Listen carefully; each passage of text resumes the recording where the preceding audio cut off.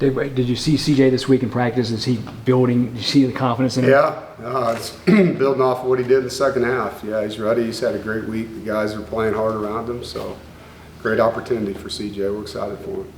You've mentioned a couple times that what we saw on Saturday is what he's been doing in practice for months. What do you think he does particularly well that sets him apart from other freshmen? He's consistent. I think there isn't any moment that we've put in front of him where he hasn't responded as you would hope, regardless of age. I mean, any player for that matter. And you can go back to the spring game. It was, he went against the first defense the whole day and had a really good day. So every time we've put him in a challenging situation, he's just been the same guy. He's been consistent. He's been uplifting. He's had energy. He bounces back if something happens. He's very coachable. So, those are habits, and you always fall back on your habits. It's about not rising to the occasion. I saw someone write that. That's not what happens. The guys return to the habits that they've created, and he has a lot of winning habits, You mentioned that you straddled the line of scrimmage. New trick, old trick? Have you done that a lot in the past? Did you say trick? Tactic? Yeah, no, it's something I wanted them to understand. Like, to me, it's the value of winning the line of scrimmage, regardless of play call. A lot of people get into, you should have called this, should have called that. Like, wrong. Should have executed better, You can hand off an inside zone, block it up, and have a touchdown, drop back on a pass and execute, it's going to be a good pass.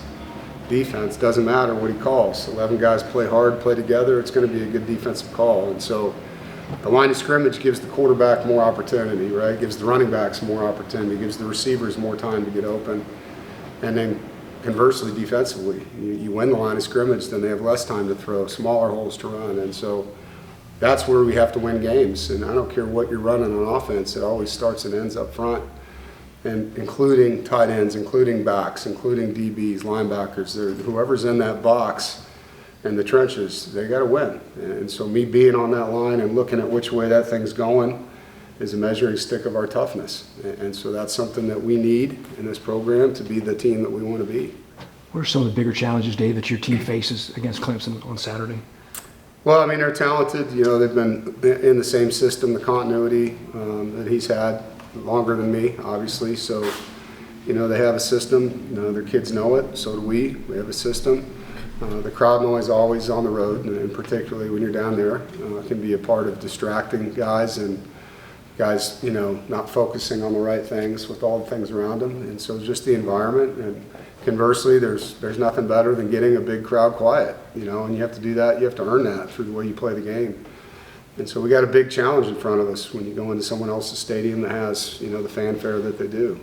You talked about Coach Roper having all the quarterbacks ready to play in Yeah. case they're needed. What have you seen from Lex this week, kind of getting ready to be that? Done a great job. I'm really impressed with Lex's preparation. I said this the other day, or it was last night on my radio show, but he has not taken reps physically behind the 1 and the 2, but mentally you can tell he's taking reps every snap. He jumped right in, no mistakes, directing guys the right way, encouraging his teammates, making good decisions, functioning. He's ready to play. And so we feel good about Lex, and I'm really excited about what he's shown us as far as how he prepares to play the game. And I'm not surprised, the family that he's, and that's what those guys are about. They're about working and doing all the stuff it takes to be ready. How much does enrolling early help a guy like CJ be ready for this moment? It helps, yeah. It's just reps. It's reps against college defense and the speed of the game and the system and the nuances of the system, the terminology.